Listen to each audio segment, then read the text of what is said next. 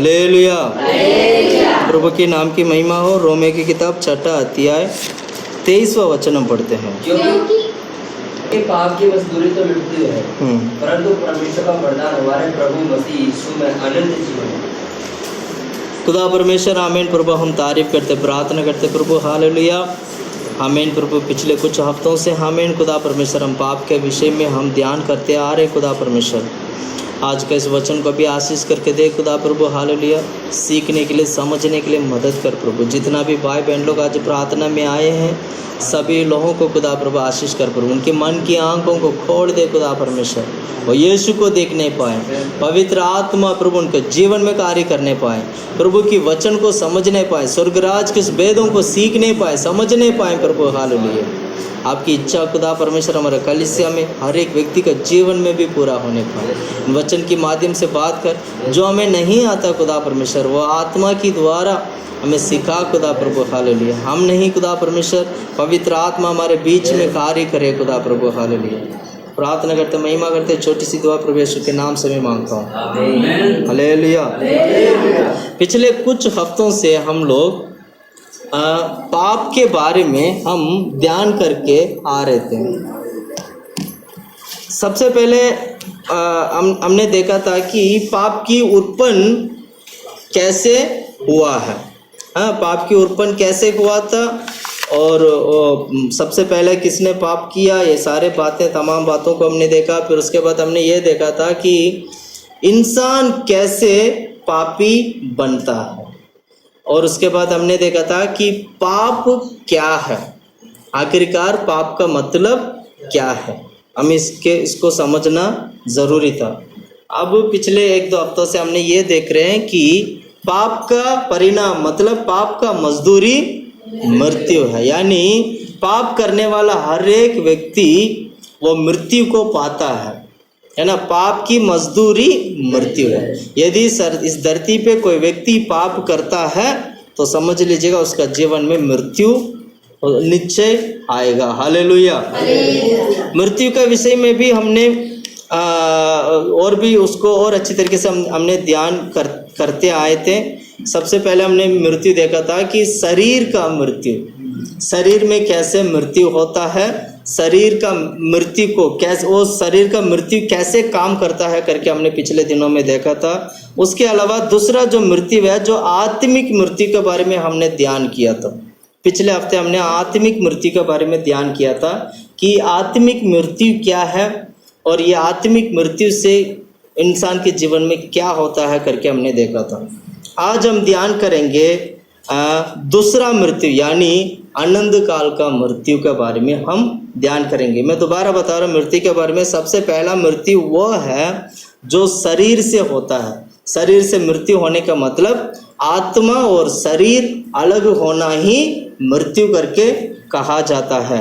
दूसरा मृत्यु हमने देखा था कि आत्मिक मृत्यु। आत्मिक मृत्यु मतलब आत्मिक मृत्यु आने का कारण यही है पाप। जैसे इंसान के जीवन में जैसे पाप आया वो आत्मिक रीति से मरा हुआ व्यक्ति हो जाता है, इसलिए उसको उस आत्मिक मृत्यु से उसको जीवित होने के लिए यीशु मसीह संसार में आए थे, पापों के लिए मारा गया था, और जिस कारण उसकी अनुग्रह और उसकी प्रेम के कारण हमें उद्धार मिला और हम लोग दोबारा क्या हो गए, आत्मिक रीति से जीवित हो गए। हम बपतिस्मा लिए हैं, हम पापों के लिए मरकर हम दोबारा नया जीवन पाए हैं। ये सारा आत्मिक मृत्यु में आता है। हालेलुया।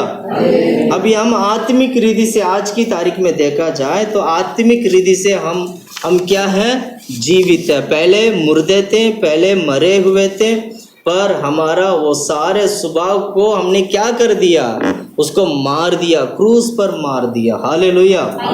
अब आत्मिक रीति से क्या है, जीवित है, जीवित है। हालेलुया। यानी आत्मिक मृत्यु का मतलब यह है कि परमेश्वर को छोड़कर दूर जाना आत्मिक मृत्यु है।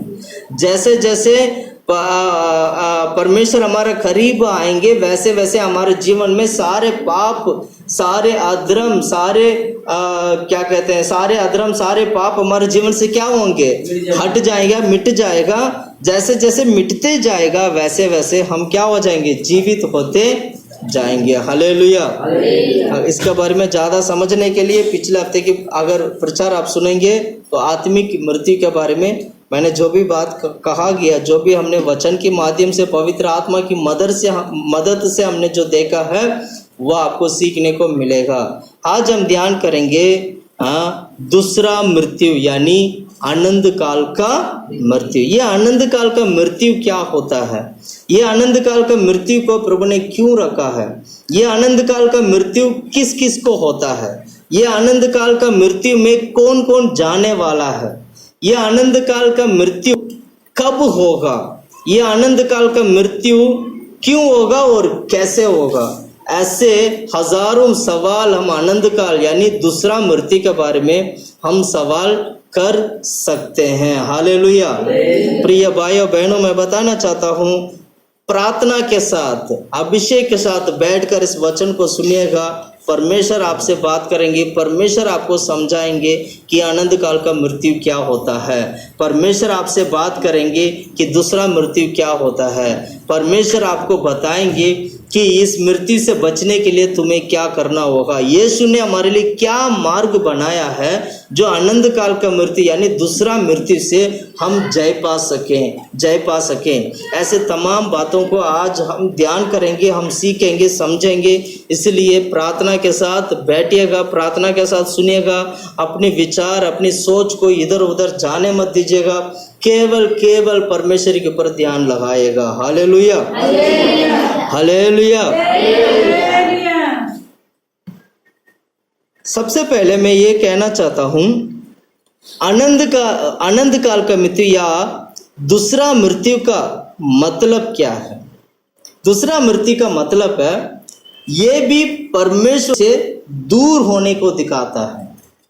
ये दूसरा मृत्यु आनंद काल का आग में हमें लेके जाता है। ये दूसरा मृत्यु आनंद काल की आग की ओर हमें क्या करता है?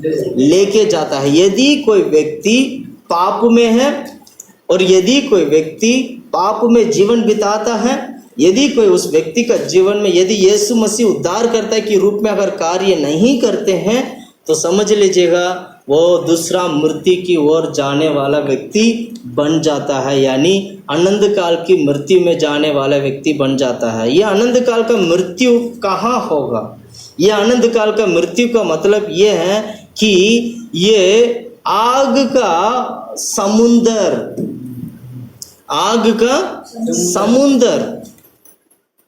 इस आग के समुद्र में सर्वदा के लिए, हमेशा के लिए आत्मा को डाल दिया जाएगा।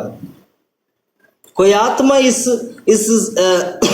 आग का समुद्र में, आग का उस समुद्र में यदि कोई आत्मा जाएगा तो वहां से कभी निकल नहीं पाएगा। Hallelujah, hallelujah. ये आत्मा कैसे आग के समुद्र में जाता है? ये कब तय होता है? ये सब कुछ तय तब होता है जब हम इस धरती पर जीवन बिताते हैं, यहीं पर हमारे जीविका के अनुसार तय हो जाता है। जब हम मृत्यु पाते हैं, जब हम मृत्यु के बाद पुनरुत्थान पाएंगे, पुनरुत्थान में जाके जब न्याय की तरफ जाके खड़ा होंगे, पुनरुत्थान का मतलब है जिसमें हर व्यक्ति पुनरुत्थान पाएगा। जितने भी लोग इस धरती पे जो जन्म लिए हैं, चाहे वो मसीह में हो या ना हो, हर व्यक्ति का पुनरुत्थान भी है। सुन रहे हैं आप लोग? हर व्यक्ति का पुनरुत्थान है, जिसमें पहला पुनरुत्थान प्रभु यीशु मसीह का है जो हो चुका है। दूसरा जो पुनरुत्थान है जो कलीसिया के, जो प्रभु के आगमन में होगा। इस तरह करीब 7 पुनरुत्थान के बारे में हम देख सकते हैं, जिसमें आखिरी जो पुनरुत्थान जो होते हैं वो जिन्होंने उद्धार पाए हुए व्यक्ति, जिन्होंने उद्धार नहीं पाया हुआ व्यक्ति भी पुनरुत्थान को पाता है। जिसने उद्धार नहीं पाया वो जैसे पुनरुत्थान पाएगा, पुनरुत्थान पाते ही उसका न्याय होगा। न्याय की सिंहासन पर जाकर खड़ा होना पड़ेगा। उसका न्याय होने के बाद उसको सीधा आग की कुंड यानी आग की समुंदर जो सर्वदा के लिए प्रभु ने बना के रखा है, वहां पर उसको भेज दिया जाएगा। Hallelujah, hallelujah. इसको बोलते हैं लैक ऑफ फायर, मतलब आग का समुद्र बोल सकते हैं। मैं इसको थोड़ा समझाने के लिए वचन के माध्यम से हम समझेंगे। मोटा मोटा बातें मैंने कुछ आप बातों का आपको समझा दिया, शायद आपको समझ में आ गया होंगे। प्रार्थना करेगा परमेश्वर और भी पवित्र आत्मा के माध्यम से प्रभु आपको मदद करेंगे। मत्ती का सुसमाचार 10वां अध्याय 28वां वचन अगर आप पढ़ते हैं तो वहाँ पर क्या लिखा है?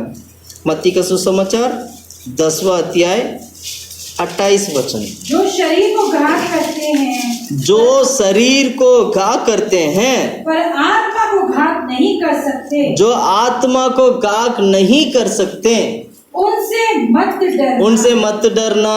कहने का मतलब क्या है? जो व्यक्ति आत्मा को नष्ट नहीं कर सकता है उससे मत डर। जो व्यक्ति शरीर को नष्ट कर सकता है उससे भी मत डर। सुन रहे हैं आप लोग? जो शरीर को नष्ट कर सकता है, जो हमें मार सकता है, जो हमें कूट सकता है, मार सकता है, हमें नष्ट कर सकता है, हमारे शरीर को नष्ट कर सकता है, इससे क्या नहीं करना है? डरना नहीं।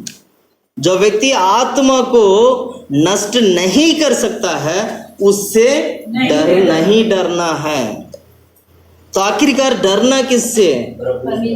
इससे नीचे पढ़ो उसी वचन में, पर उसी से डरो, उसी से डरो जो आत्मा और शरीर दोनों को नरक में नष्ट कर सकता है। उससे डरना जो आत्मा और शरीर को दोनों को नरक में नष्ट कर सकता है। Hallelujah, hallelujah. प्रिय भाइयों बहनों, मैं बताना चाहता हूँ नरक में शरीर और आत्मा को सबको नष्ट करने का सामर्थ केवल केवल केवल केवल प्रभु यीशु मसीह के पास है। यीशु मसीह भी इंसान होकर इस धरती पे आए थे, वह इंसान बनकर इस धरती पे आए थे। यीशु मसीह भी इंसान की तरह उन्होंने भी क्या किया? मृत्यु को पाया था, पर उन्होंने तीसरा दिन क्या किया? जीवित हो गया। यीशु मसीह का आत्मा को मृत्यु ने कुछ नहीं कर पाया। इसका मतलब क्या हुआ? यीशु मसीह के अंदर वो ताकत था, वो मृत्यु यीशु मसीह का आत्मा को कुछ नहीं होने दिया। अब यीशु मसीह के अंदर वो ताकत है, उस मृत्यु को भी खत्म कर सकता है। वो खत्म किया भी है। मृत्यु हार गया था यीशु के सामने। मृत्यु क्या हो चुका था? हार चुका था। मृत्यु यीशु के सामने मृत्यु पूरा हार चुका था। मृत्यु ने हार मान लिया। इसलिए जब मसीह लोग जब मरते हैं तो हम मिट्टी डालते वक्त हम क्या बोल के मिट्टी डालते हैं? हे मृत्यु तेरा डंग कहाँ है? क्योंकि जो कोई मसीह में जीवित होते हैं, यदि वो मसीह में यदि मरते हैं तो मसीह के तरह वो भी जी उठेंगे। तब मृत्यु हार जाएगा। इसलिए मैंने बोला ना, पुनरुत्थान में सबसे पहला पुनरुत्थान यीशु मसीह का है। यीशु ने मृत्यु को हरा दिया था। यीशु मसीह ने मृत्यु से जय पाया था और मृत्यु कुछ नहीं कर पाया। Hallelujah, hallelujah, hallelujah. इसलिए मैं कहता हूँ प्रिय भाइयों बहनों, मैं कहना चाहता हूँ, मैं बताना चाहता हूँ कि उससे डरना जो आत्मा और शरीर को दोनों को नरक में ले जाकर नष्ट कर सकता है। जो व्यक्ति मृत्यु से जय पाएगा वही ना आत्मा और शरीर को नरक में ले जाके नष्ट कर पाएगा। जिसने मृत्यु को जय नहीं पाया वो कैसे मृत्यु कैसे दे सकता है औरों को? सुन रहे हैं आप लोग? जिसने मृत्यु को जय नहीं पाया वो कैसे, या तो कैसे बचा सकता है? आत्मा को कैसे बचा सकता है? नहीं बचा सकता है। अगर एक आत्मा को बचाना है तो बचाने वाला का आत्मा भी जीवित रहना चाहिए। अगर मेरा आत्मा को, मेरा ये शरीर है, मेरा आत्मा को यदि कोई बचाना चाहते हैं तो बचाने वाला जीवित रहेगा तभी ना मुझे बचाएगा। और बचाने वाला भी मरा हुआ तो वो कैसे बचाएगा? सुन रहे हैं आप लोग? सुन रहे हैं आप लोग? इसका मतलब क्या हुआ? बचाने वाला जीवित है। हमारे यीशु आज जीवित है। वो मृत्यु में से जय पाया है। वो मृत्यु में से क्या किया? जय पाया है। वो जीवित होने के कारण हमारी आत्मा को बचा सकते हैं। इसलिए परमेश्वर ने पुनरुत्थान रखा है। जैसे मसीह लोग, जैसे यीशु मसीह ने मुर्दों में से जी उठा, वैसे मसीह में जो मरते हैं वो भी क्या होंगे? जी उठेंगे। अब इस बात से समझ में आ गया होगा आपको, इससे आपको ये चीज़ आपको अच्छी तरह समझ में आ गया होगा कि आत्मा को बचाने के लिए एक जीवित आत्मा की ज़रूरत है। जीवित आत्मा यदि हमारे जीवन में कार्य नहीं करेगा तो हमारी आत्मा को जीवित नहीं कर सकता। तो आज इस धरती पे कितने सारे लोग इस धरती पे आए थे, आज इस धरती पे कितने सारे लोगों ने जन्म लिए थे, उसमें से कितने लोग आज जीवित हैं? मरे तो थे पर जीवित नहीं हुए। कौन जीवित हुए? केवल केवल केवल केवल यीशु मसीह। शायद ये बात झूठा हो सकता था कि यीशु जीवित नहीं हुआ, लेकिन यीशु ने क्या किया? जीवित होने के बाद लोगों के बीच में रहा, उनके साथ खाना खाया, उनके साथ उठना बैठना किया, उनसे स्वर्ग राज्य के बारे में दोबारा बातें किया, चेले लोगों के बीच में बैठा, उठा, सब कुछ किया, और उन्हीं के नजरों के सामने यीशु मसीह उठा लिया गया। क्यों? ये बताने के लिए कि मैं जीवित हूँ। जिस परमेश्वर को तुम आराधना करते हो तो इस बात को समझिएगा, वो परमेश्वर जीवित है। और उन्होंने जो जीवित हुआ, वो परमेश्वर ने क्या बोल के गया? मैं दोबारा वापस आऊंगा। सुन रहे हैं? मैं दोबारा वापस आऊंगा। हालेलुया। इसका मतलब क्या हुआ? वो जीवित होकर उठा लिया गया, ये तय हो चुका है, उसको तो दोबारा आना ही है। समझ रहे हैं आप लोग? इससे हमें सीखने को क्या मिलता है? इससे ये बात हमें सीखने को मिलता है कि वो जीवित होने के नाते किसी भी आत्मा जो मृत्यु से जय नहीं पा सकता है, उस आत्मा को मार सकते हैं। वो शरीर को भी मार सकते हैं। नरक हार चुका है, मृत्यु हार चुका है, शैतान हार चुका है यीशु के सामने, सारे संसार हार चुका है, सब कुछ यीशु के सामने हार चुका है। ध्यान से सुनिएगा, मैं दोबारा बोल रहा हूँ। यीशु मसीह धरती पे आकर ऐसे काम किया जिस कारण नरक हार गया, क्योंकि नरक में ही यीशु मसीह गए थे, पर नरक उसको यीशु मसीह को पकड़ के रख नहीं पाया। सुन रहे हैं? यीशु मसीह को उस नरक ने पकड़ के, ठीक है, अब नरक से क्या हो गया? जीत लिया। जो मृत्यु पाया था, वो मृत्यु उसको पकड़ के रख नहीं पाया। मृत्यु से भी यीशु मसीह क्या हो गया? जीवित हो गया। और मृत्यु के कारण शैतान बहुत राज करता था, और मृत्यु के कारण शैतान भी क्या हो गया? हार गया। और शैतान भी यीशु को रोक नहीं पाया, संसार नहीं रोक पाया, दुनिया नहीं रोक पाया, कुछ भी नहीं रोक पाया है। क्या इस व्यक्ति से बचना है जिसने सब कुछ जय पाया है? उससे आपको क्या करना होगा?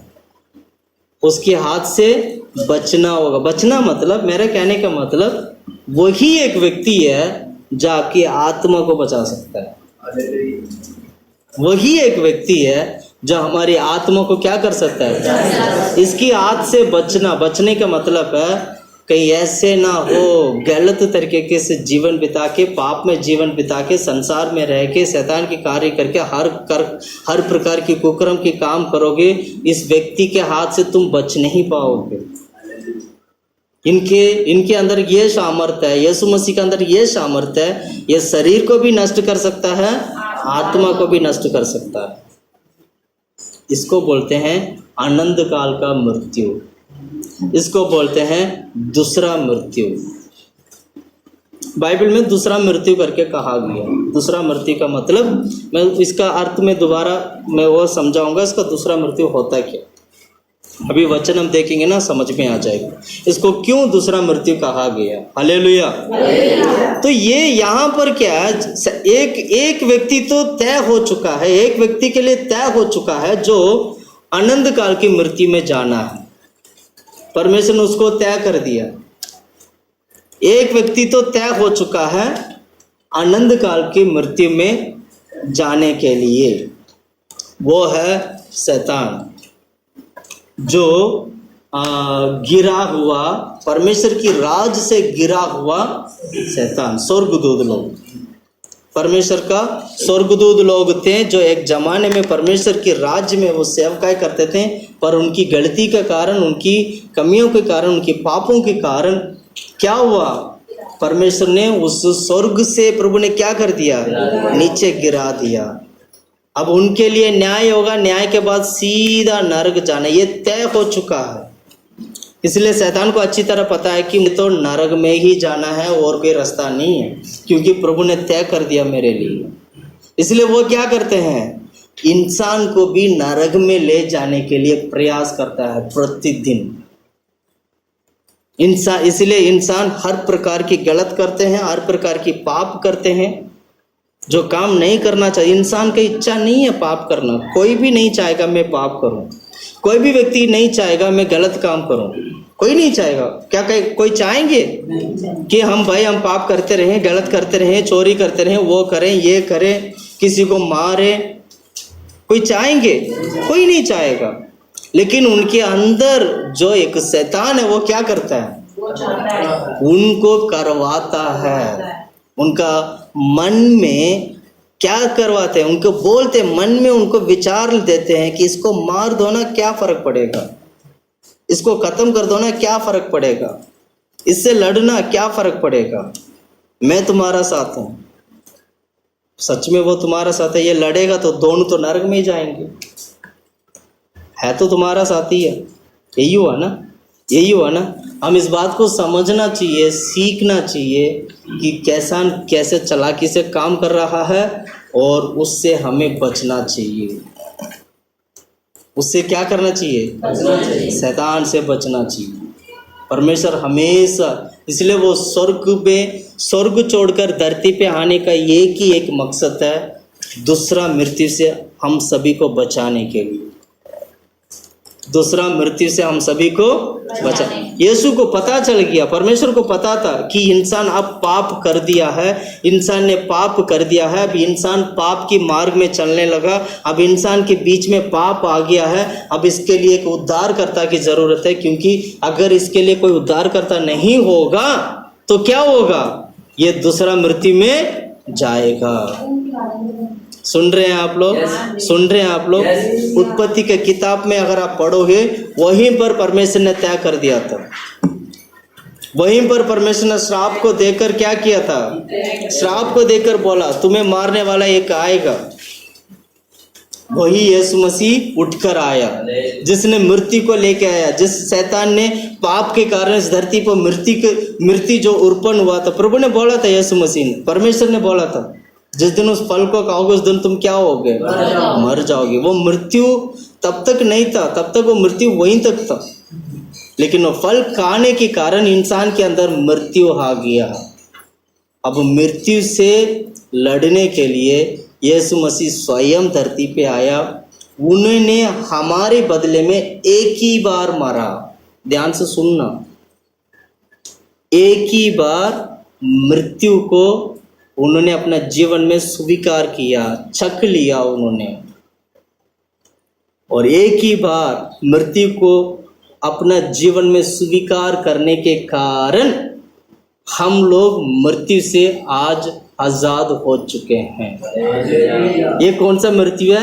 ये है दूसरा मृत्यु, ये है अनंत काल का मृत्यु।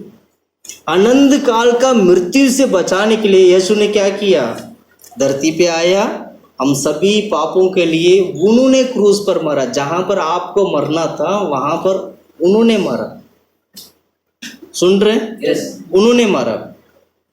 जहां पर हम लोगों को मरना था हमारे पापों के कारण, उन्होंने, यीशु ने क्या किया, क्रूस पर मरा, और हमारे बदले में वो कुर्बान हुआ है।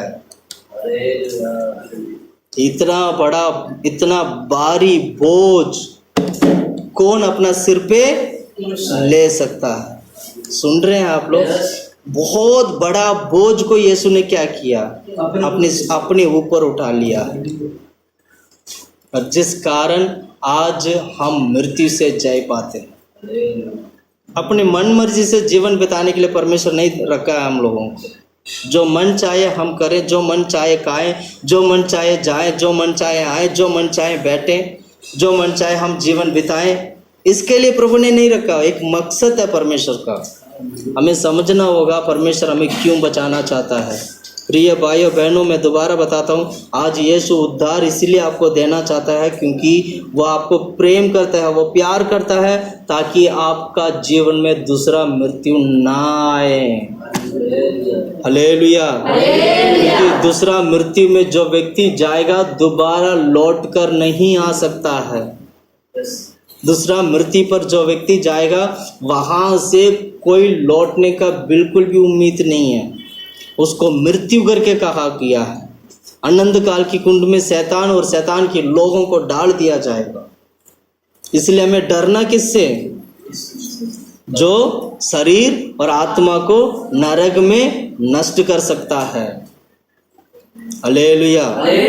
एक और वचन पढ़िएगा, मत्ती का सुसमाचार 25 अध्याय, मत्ती का सुसमाचार 25 का 41 पढ़िएगा।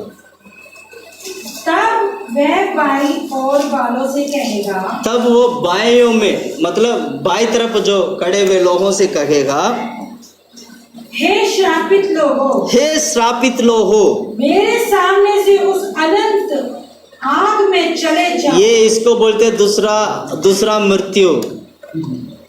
ये आनंद काल का आग है। ये आनंद काल का मृत्यु है। ये है दूसरा मृत्यु। जो लेफ्ट साइड में खड़ा है उसको देखकर वो कहते हैं, मेरे श्रापित लोगों, मेरे सामने से क्या लिखा है? चले जाओ, मेरे सामने से चले जाओ। जाना का इनको? अनंत आग में। अनंत काल की आग है वो, अनंत आग, कभी ना बुझने वाला आग। आजकल आग पता है कैसे?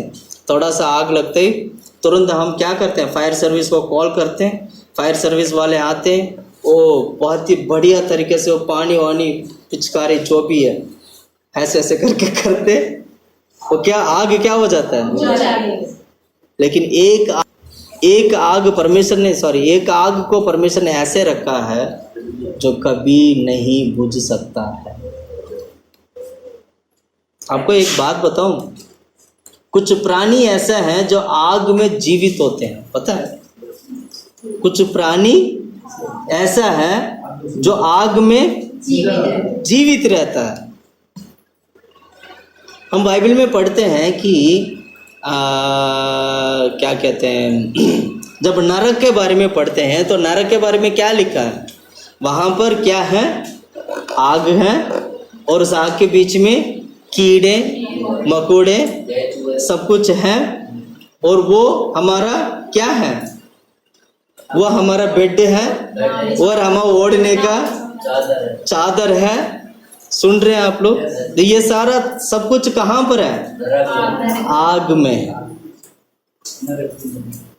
तो ये विश्वास करना बहुत मुश्किल हो रहा है ना? मैं आपको बताता हूँ। आई थिंक 1960 की तरफ, 60 में या 70 में एक होल किया था। मेरे ख्याल से रसिया ने या चाइना ने, मुझे एग्जैक्टली आइडिया नहीं, रशिया ने शायद, है ना? उसने एक बहुत बड़ा होल किया था धरती के अंदर क्या है, बिल्कुल धरती के बीच में क्या है करके समझने के लिए। उसको क्या किया था? होल किया था। जब होल किया तो धरती के बिल्कुल बीच में उन्हें क्या मिला? आग मिला। क्या मिला? आग मिला। उस आग में से, उस धरती के नीचे के अंदर जो आग का जो आग का जो तापमान है 4000 डिग्री सेल्सियस। कितना हजार? 4000 डिग्री सेल्सियस। अभी कितना डिग्री सेल्सियस है? कोई मोबाइल में देकर बोल सकते हैं? अभी हम कितना डिग्री सेल्सियस में बैठे हैं? अभी गर्मी कितना है? कोई बोल सकते हैं कितना गर्मी में बैठे हम लोग? मोबाइल में देखिएगा, देखना आते हैं आप लोगों को?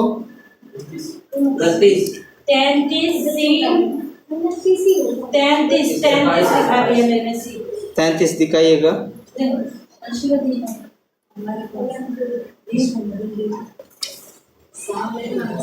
हाँ अभी देखो इसमें लिखा है 33 डिग्री है, 33 डिग्री है, पकड़ो। 33 डिग्री का तापमान में हम लोग अभी बैठे हैं, लेकिन उस नरक की कितना तापमान है? 4000। अच्छा कितना, अब सबसे ज्यादा गर्मी यहाँ पर कितना तापमान में होते हैं? 40 पार करते, 45 आते। अब ये क्या हुआ? एसी काम नहीं करता। सुन रहे कितना गर्मी है? कितना गर्मी है? 45-50 अगर पहुंच गया, 50 अगर पहुंच गया, आप राख बन जाओगे। पहले तो काला हो गए मेरे जैसा, मेरे से भी ज़्यादा काला होगा, और समझ लो मैं कितना काला होऊंगा, मैं और काला हो जाऊंगा, आप और काला हो जाएंगे। सुन रहे? सारा राख बन जाएगा। तो जब मात्र 50 डिग्री में ये हाल है, तो 4000 डिग्री का हाल क्या होगा? सुन रहे? उसमें से एक जीवित प्राणी आया था। जीवित प्राणी है, जब उन्होंने जो लावा, एक समय पर जब लावा जब निकला था, लावा के बीच में से एक जीवित प्राणी आया था। साइंटिस्ट ने ये खोज किया था। आप लोग ये सारे आप नेट में देख सकते हो, नेट में सब कुछ अवेलेबल है। एक बार जब लावा, जब धरती के अंदर से जब लावा निकल के आया, उसमें से एक बहुत बड़ा क्या कहते हैं, एक क्या बोलते हैं, एक कीड़ा उसके अंदर से बाहर आया। 4000 डिग्री सेल्सियस के अंदर से कीड़ा बाहर आ रहा है। सुन रहे हैं आप? जब कीड़ा बाहर आते, जैसे लावा बाहर आते ना, क्योंकि बाहर के तापमान तो बहुत ठंडा है बेसिकली, उस 4000 के सामने और ये जो 50 के सामने क्या हो गया, उसके लिए तो ठंडा है ना। बाहर आते क्या हो जाता है? एकदम ठंडा हो जाता है। ठंडा होते वो थोड़ी ही देर में वो जो क्या नाम है, जो कीड़ा है, मर चुका था, क्योंकि इतना ठंडा में वो आज तक रहा नहीं। सुन रहे?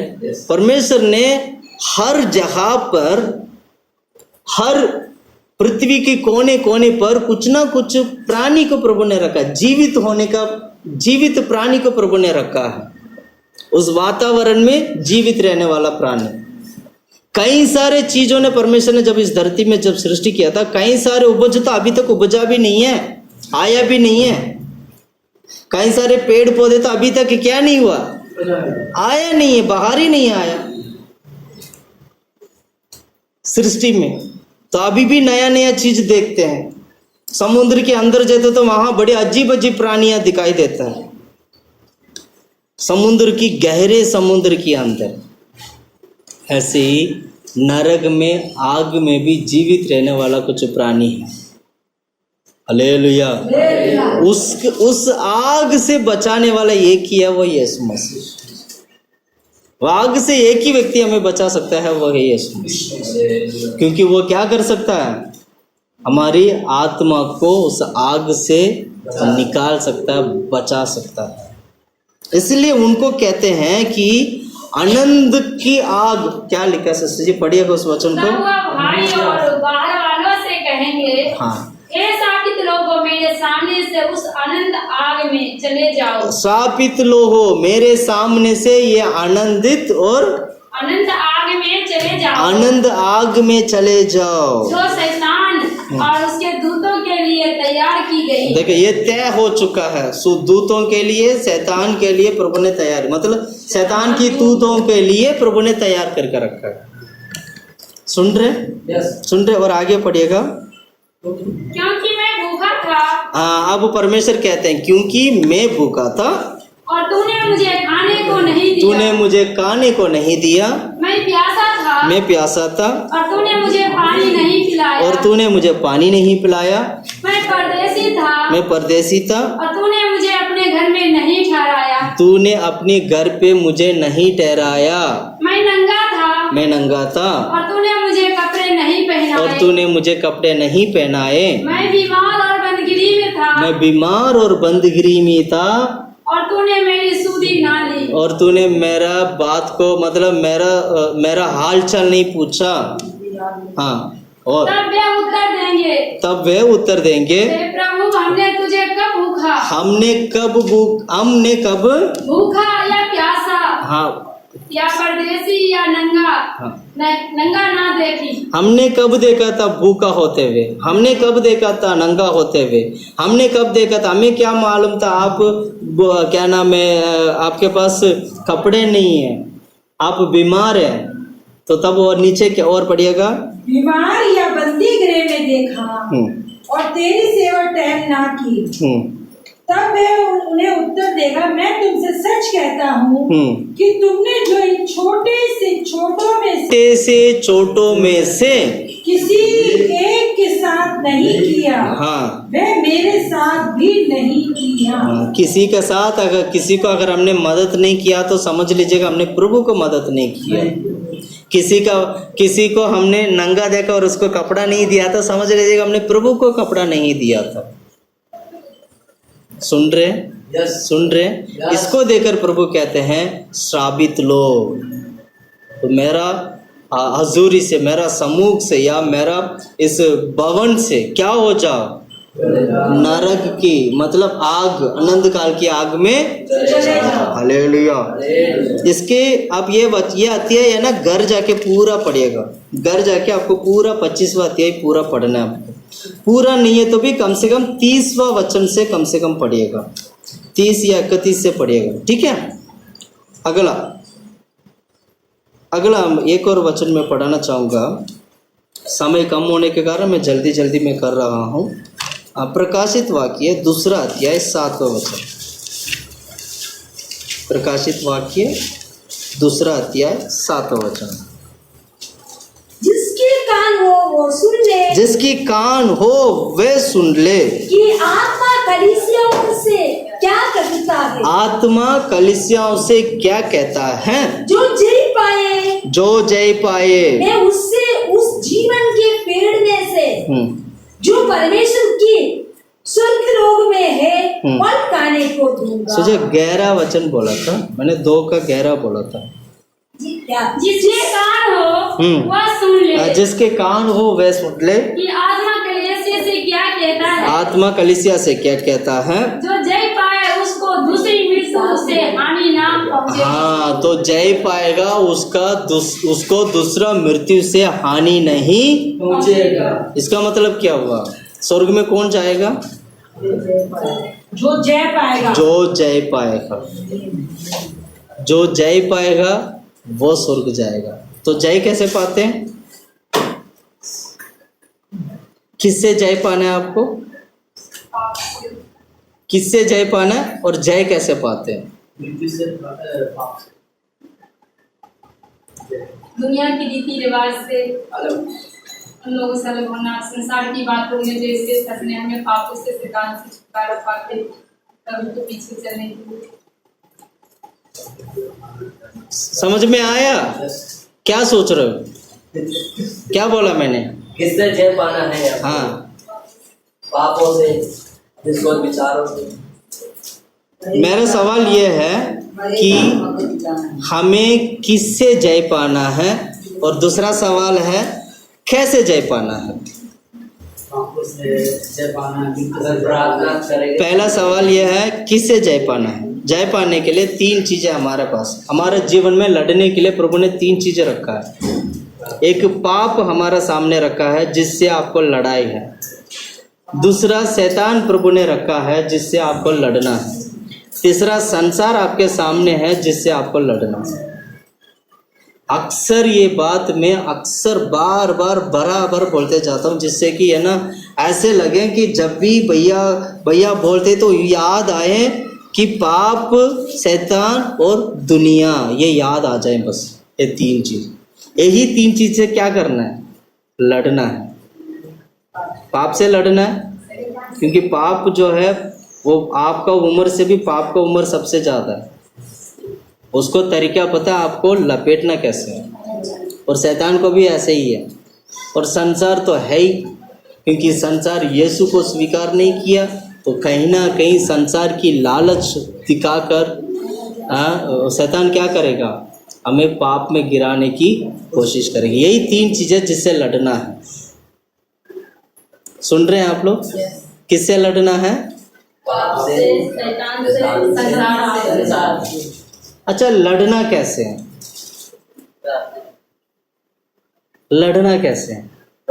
इससे तो लड़ना है, समझ में आ गया। पाप से लड़ना है, शैतान से लड़ना है, और संसार से लड़ना है।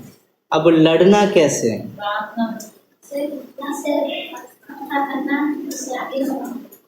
अच्छा, ठीक है। और क्या बोल रहे हैं आप लोग? क्या बोला? कैसे लड़ना है? प्रार्थना से लड़ना है। अच्छा, और उपवास से लड़ना है। ठीक है, और वचन से। हाँ, आप लोग है ना अभी सही से क्या नाम है जवाब नहीं दिया। सबसे पहले लड़ना है यीशु का लहू से। यीशु की लहू के माध्यम से क्या करना है? लड़ना, क्योंकि यीशु का लहू पूरा पवित्र लहू है, वो सबसे जय पाया है। दूसरा आपको लड़ना है परमेश्वर की वचन से, जैसे यीशु ने शैतान से परमेश्वर की वचन से लड़ा था। सुन रहे हैं आप लोग? परमेश्वर की वचन से क्या करना है? परमेश्वर की वचन के माध्यम से पाप से भी लड़ना है, शैतान से भी लड़ना है, संसार से भी लड़ना है। यीशु का लहू से पाप से भी लड़ना है, और क्या कहते हैं, शैतान से भी लड़ना है, और संसार से भी लड़ना है। अब तीसरा जो लड़ने का आपके पास जो हथियार है वो है पवित्र आत्मा। पवित्र आत्मा की माध्यम से पाप से भी लड़ना है, और शैतान से भी लड़ना है, और संसार से भी लड़ना है। जब इन तीनों से जब आप लड़ोगे, इसी तरह तीनों से जब आप लड़ोगे, तो आपका जीवन में जो आत्मा, प्राण, जो शरीर है पूरी तरीके से पवित्र हो जाएगा। 3 चीज से लड़ना है, पाप से, शैतान से, संसार से। और किस से लड़ना है? यीशु का लहू से, वचन से। मतलब यीशु का लहू, वचन और पवित्र आत्मा के द्वारा इनसे लड़ना है। समझ में आ रहा है? अब लड़ने से क्या होगा? 3 चीज हमारे जीवन में पवित्र हो जाएगा। क्या क्या? शरीर, प्राण, आत्मा। जब शरीर, प्राण, आत्मा जब आपका पवित्र हो जाएगा, शरीर, प्राण, आत्मा जब स्वर्ग जाने के लायक हो जाएगा, तो फिर खत्म, आराम से स्वर्ग जा सकते हैं। सुन रहे? आसानी से समझ में आ गया ना? कोई मुश्किल लगा आपको? कोई मुश्किल लगा?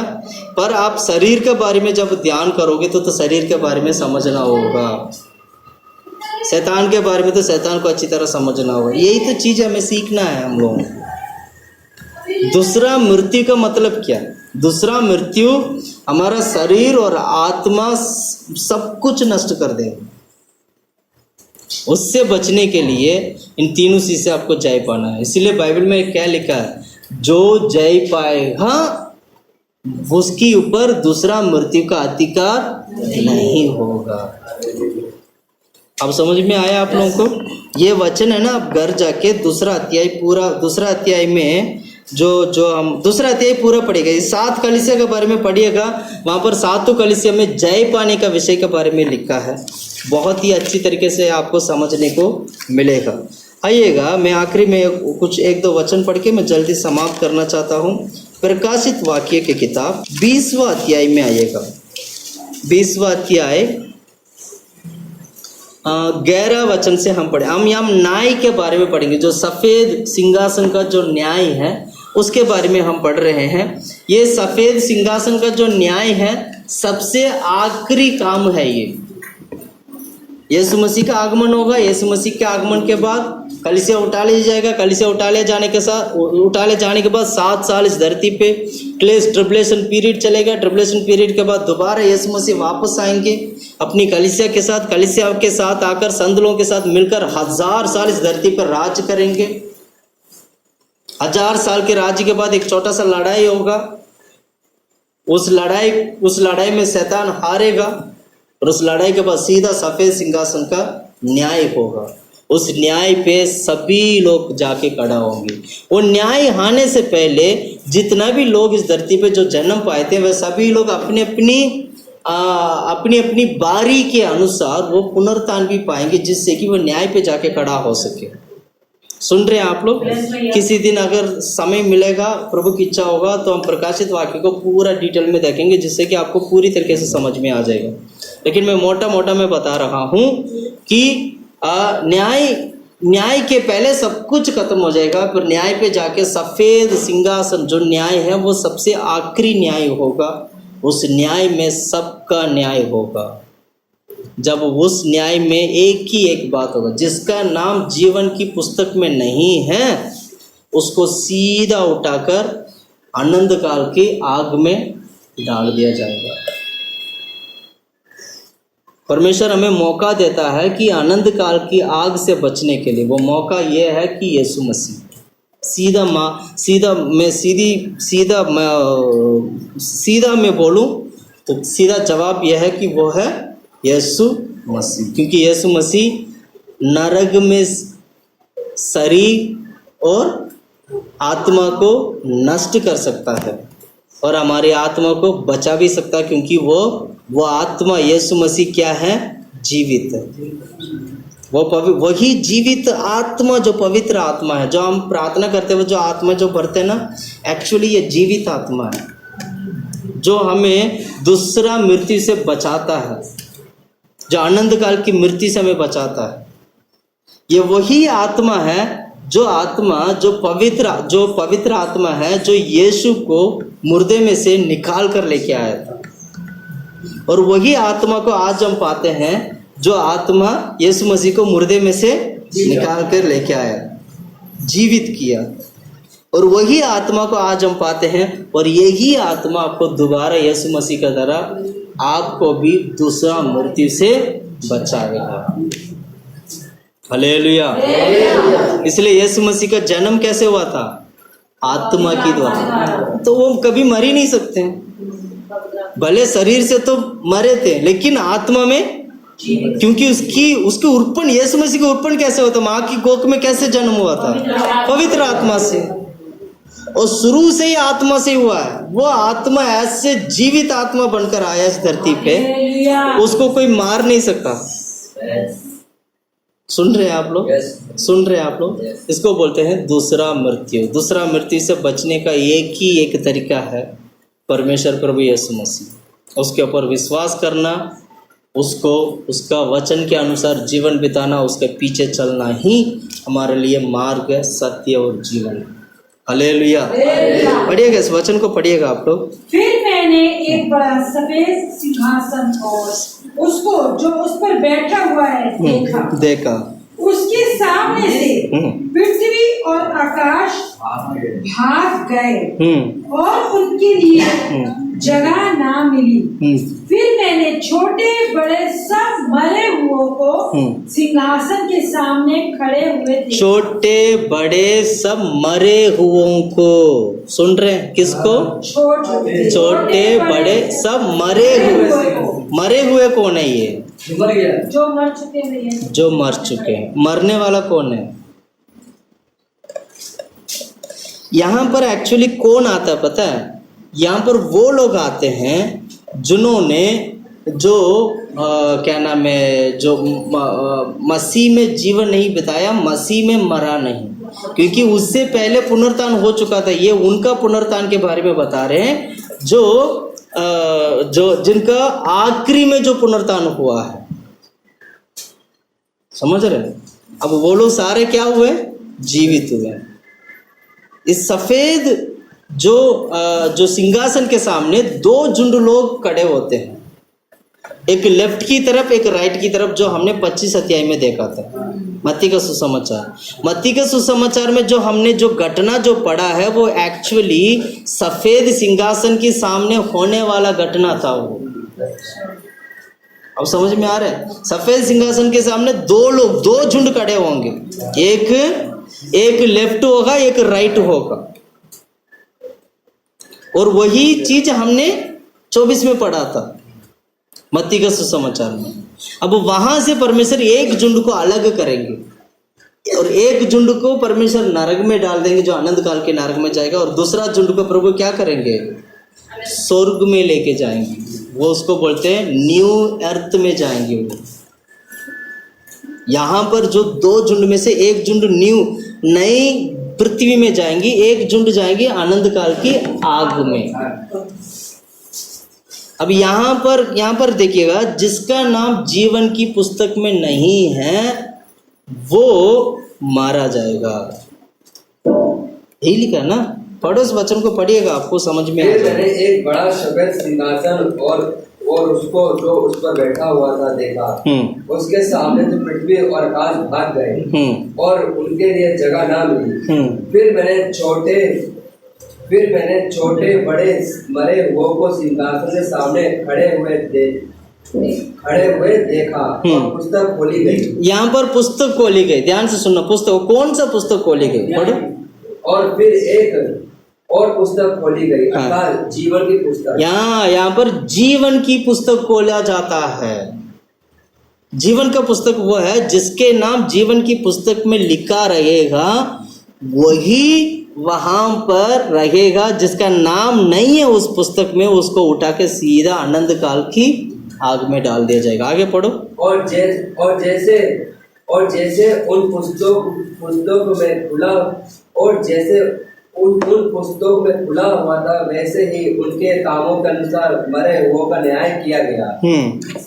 समुद्र ने उन मरे हुओं को जो उनमें थे दे दिया, और मृत्यु और अंधलोक ने उन मरे हुओं को जो उनमें थे दे दिया। आपको समुद्र और मृत्यु करके दो चीजों का हम यहाँ पर पढ़ते हैं। मेरे ख्याल से कौन सा वचन? 13 वचन में समुद्र मृत्यु किसको दिखाता है? समुद्र ने बोला है कि मरे हुए लोगों को क्या कर दिया? सौंप दिया। और मृत्यु भी क्या कर दिया? मरे हुए लोगों को क्या कर दिया? इसका क्या अर्थ हुआ? इसका अर्थ यह है कि नरक में भी कई सारे विभिन्न भाग हैं। नरक में क्या है? विभिन्न भाग है। आज की तारीख में नरक जो है इस धरती का अंदर है। ध्यान से सुनना, ये नरक का है, धरती का अंदर है। जो नरक, जो समुद्र, जो मृत्यु करके जो हम पढ़ते हैं, बेसिकली नरक का हिस्सा को दिखाता है। नरक ने क्या किया? नरक मतलब धरती के अंदर जो नरक, इसने क्या किया? न्याय की समय पर इसने अपनी मरे हुए लोगों को क्या कर दिया? वो न्याय पे जाके सौंप दिया। ये कब होगा? ये जब सफेद सिंहासन जब में आएगा, तो ये धरती उस वक्त क्या हो जाएगा? हट जाएगा। धरती हटेगा तो नरक भी हटेगा ना। जब नरक हटने से पहले नरक को क्या करना पड़ेगा? न्याय के लिए अपने पास जो लोग होते हैं उसको सौंपना पड़ेगा न्याय पे। जैसे ही सौंपते ही धरती हटेगा, यानी धरती भी हटेगा, धरती के साथ नरक भी हटेगा। यानी आज हम जो नरक के बारे में जो सीखते हैं, बेसिकली वो नरक एक टेम्परेरी नरक है,